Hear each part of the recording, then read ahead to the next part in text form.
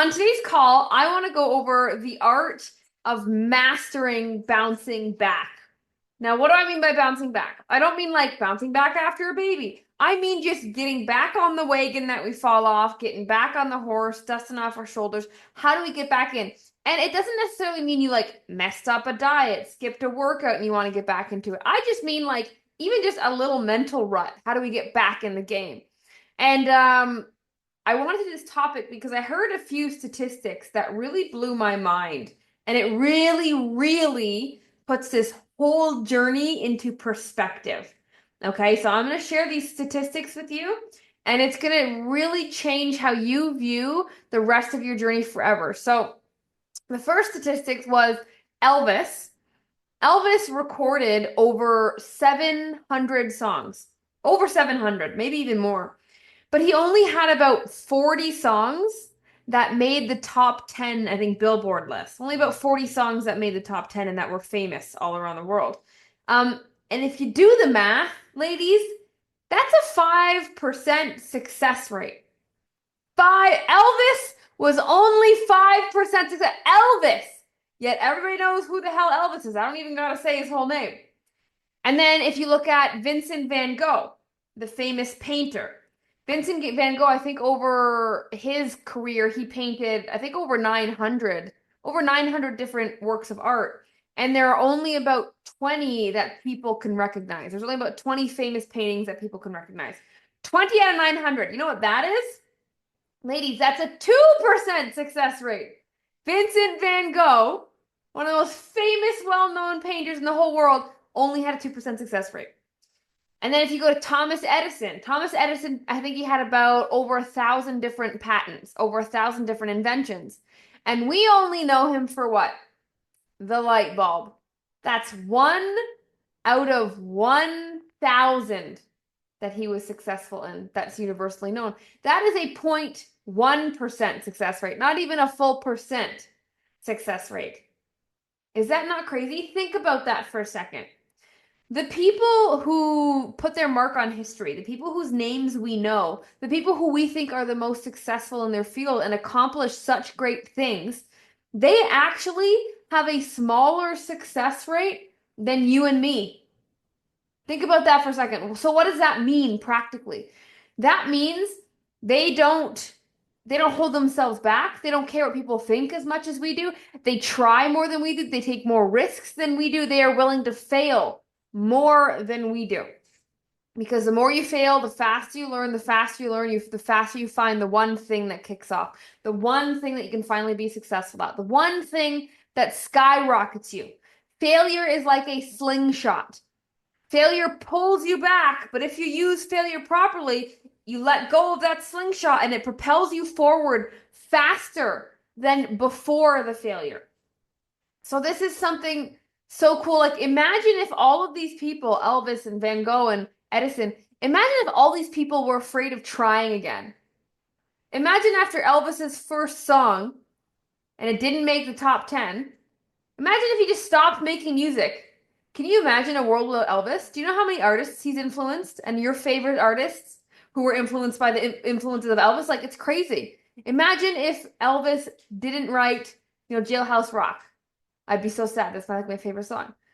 So imagine if these people stopped trying. We wouldn't have sky rises. We wouldn't have lights on we wouldn't have roads. We wouldn't have a wheel. We wouldn't have cars. We wouldn't have bottled water, fresh drinking water, indoor plumbing. And it was because somebody dared to fail more than anybody else ever had in that area before. And so it is your job, it is your responsibility, it is your mission on this earth to fail more in your life than anybody else.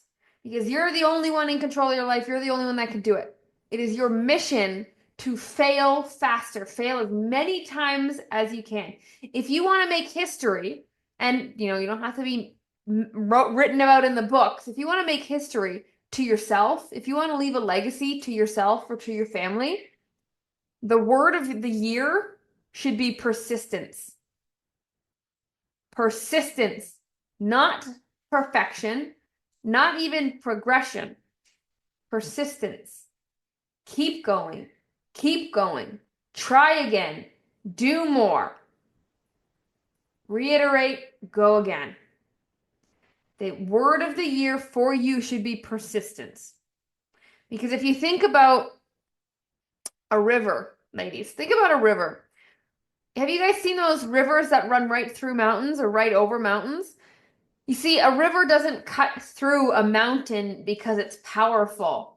It's not like a sandblaster blasting through a mountain. A river cuts through a mountain because it is persistent. Years and years of wearing that mountain down. And then you have a beautiful river running right through. And it is through persistence that you reach your goal. And I love, there's a quote I heard, and it says, thankfully, persistence is a great substitute for talent. Persistence substitutes talent any day.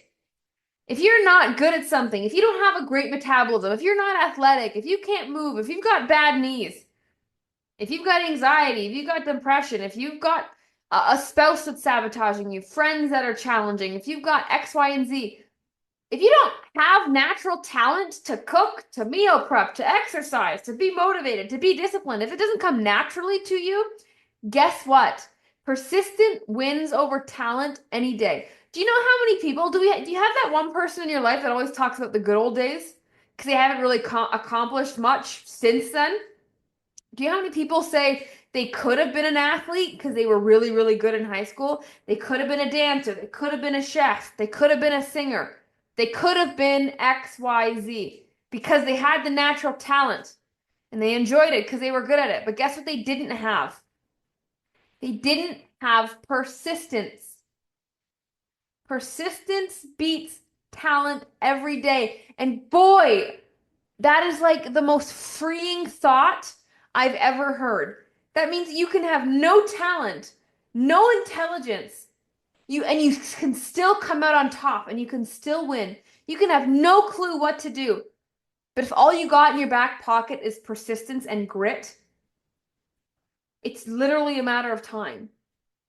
It is just a matter of time. Where talent doesn't carry you very far because talent, a lot of times, talent isn't earned, right? We have natural proclivities. We have natural things that come easy to us, right? Like for me, English, writing essays came easy to me. That's just what I was good at growing up. I wasn't good at math, right? And so I didn't appreciate English and I didn't try hard at English. Could I have been a famous writer? Yeah, probably. Did I have the persistence? No. So ladies, you don't need any talent.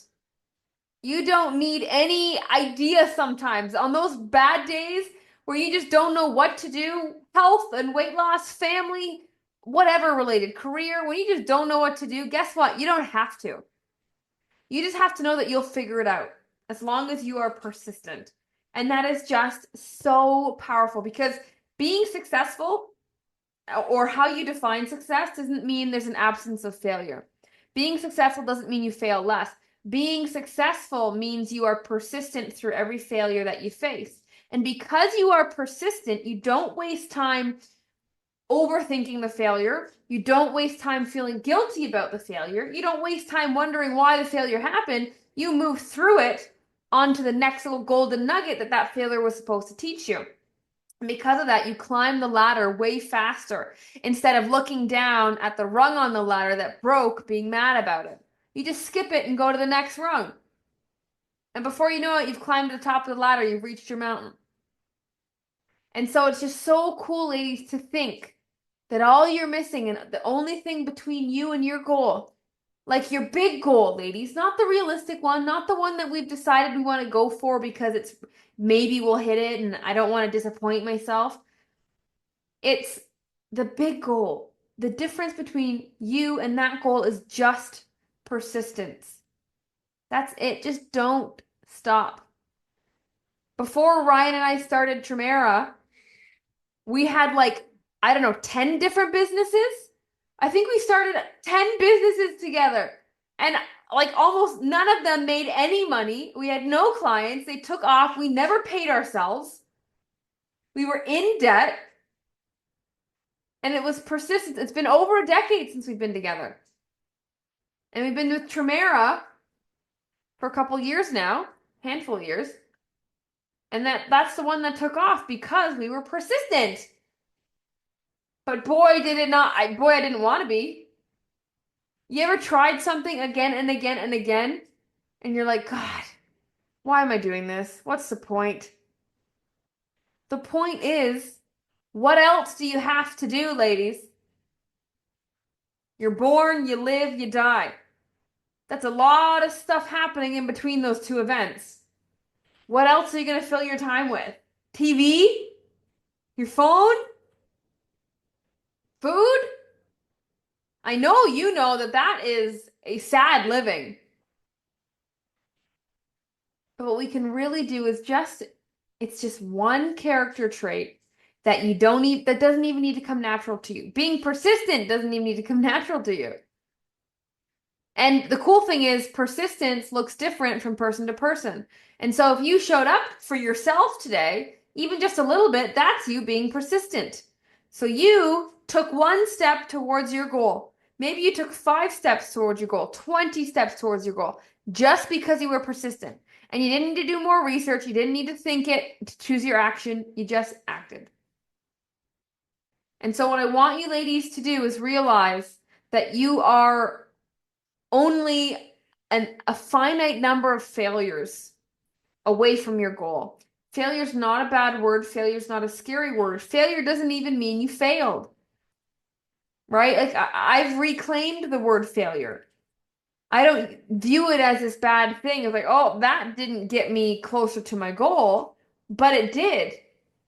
You either know what path to take, or now you know what path not to take. So it did get you closer to your goal. You know, people tell me horrible things that have happened in their life.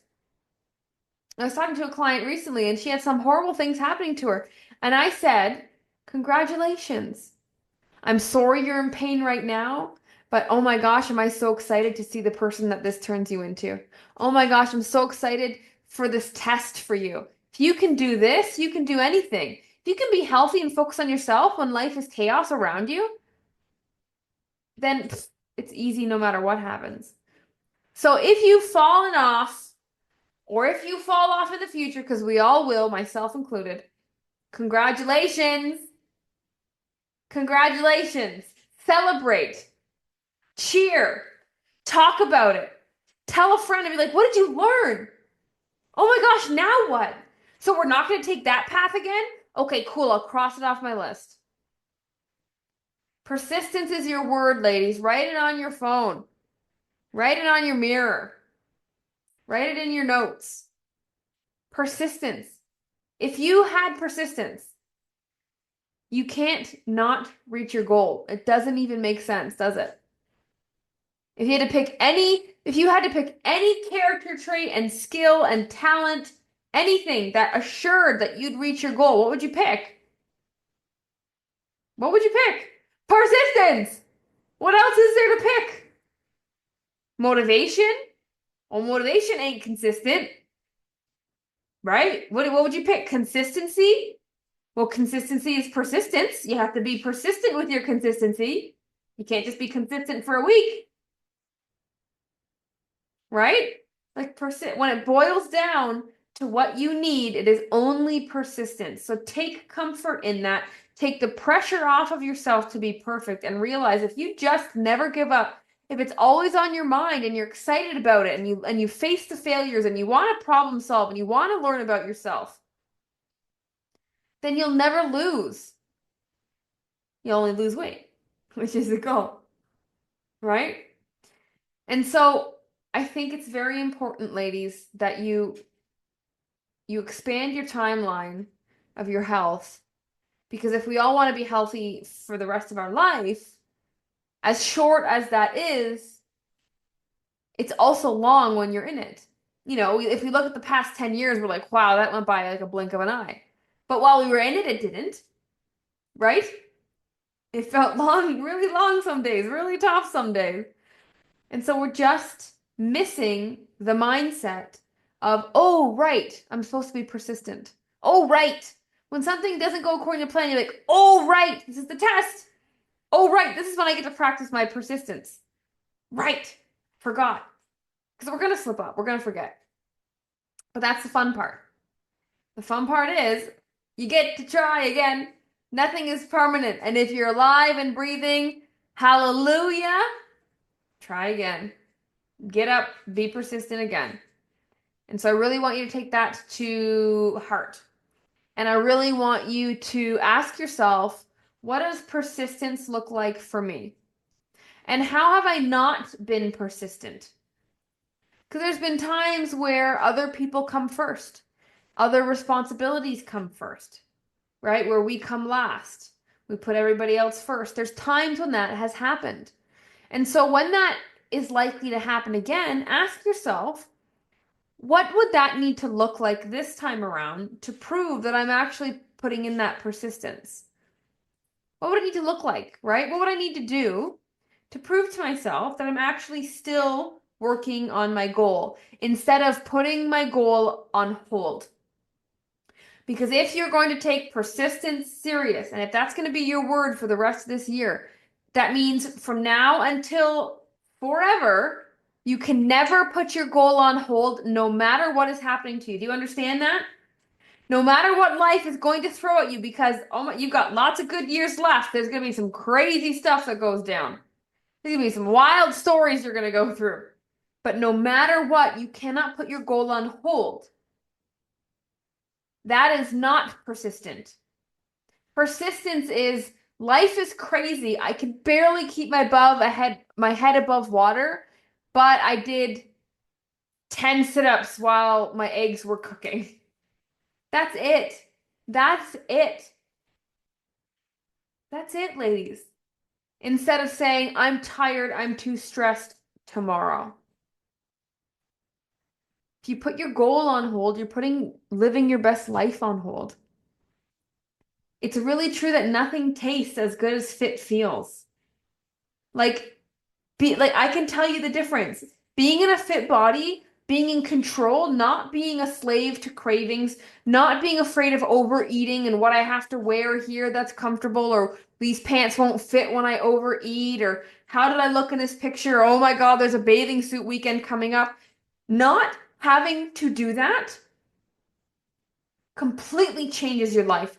Life feels like you're running through a meadow towards your love of your life. You know those romantic movies where you're just running, frolicking in a field? That's what life feels like every day when you are fit and healthy and on the top of your game. Like it's what is it called? It's called an ignorance tax. An ignorance tax. So they say it in business, and it's like if you're not making $1 million a year in business and you're making, let's say, $250,000 a year in business, you're paying the ignorance tax of $750,000. That's the ignorance tax of not knowing how to make $1 million a year. You're losing that much every year, hypothetically, because you don't know how to get to your goal. Same thing goes for your weight and your body. You are paying a tax with years wasted, hours gone, minutes miserable. You are paying a tax on your life.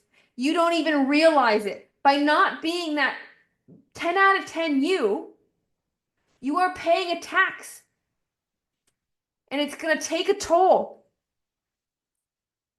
And it's crazy. And I can't explain it other than when you get there, you will finally understand how subpar you've been living. And you might feel like your life is wonderful. And I hope it is. And of course, I hope you love your life and you love your family.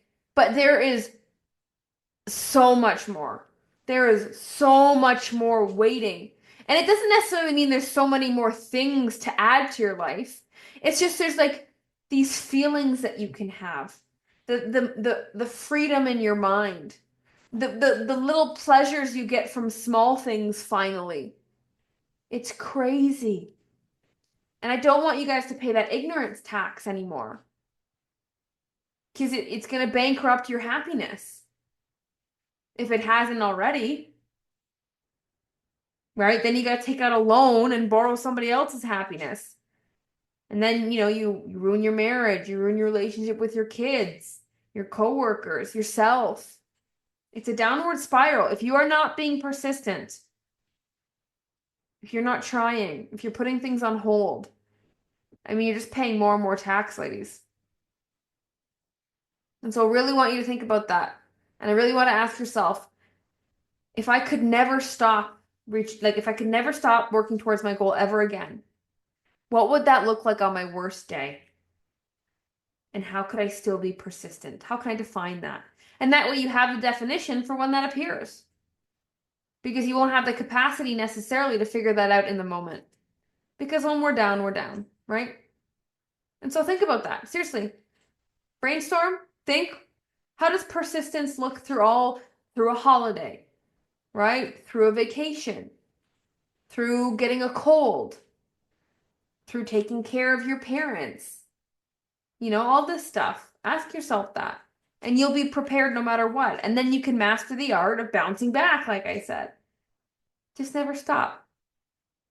Thank you for tuning in to today's episode. If you got any value at all, I'd love it if you left a 5-star review to help more women find this podcast and get the support that they need. And if you're looking to speed up your weight loss and take your transformation to the next level, then head on over to Trimera.com. TRIMMERA.com. I'll catch you on the next episode, and welcome to your Trim Era.